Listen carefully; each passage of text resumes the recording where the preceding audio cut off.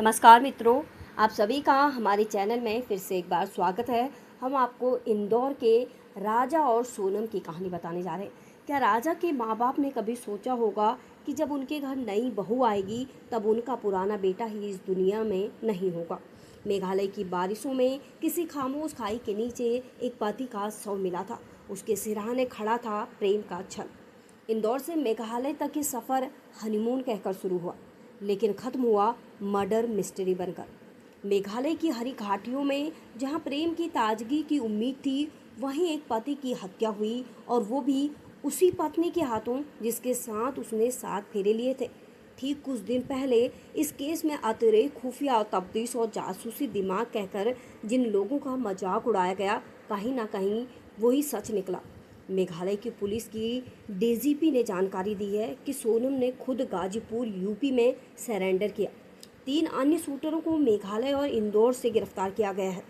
11 मई को शादी हुई, 20 मई को मेघालय का टिकट कटा, 23 मई को दोनों पहुंचे नोट गिरिया जहां ब्रिज दिखाना था, लेकिन शायद वहां से लौटना नहीं था। 2 जून को गहरी खाई में राजा की लाश मिली, और कल रात सोनम की गिरफ्तारी से इस केस में अलग ही हड़कंप मच गया।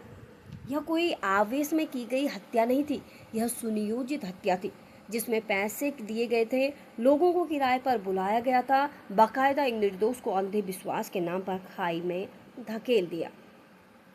पुलिस ने सोनम को गिरफ्तार कर इन्वेस्टिगेशन शुरू कर दी है। जवाब दर जवाब आएंगे, सवाल दर सवाल के साथ। पर कुछ सवाल ऐसे हैं जिनका जवाब सोनम भी नहीं दे पाएगी।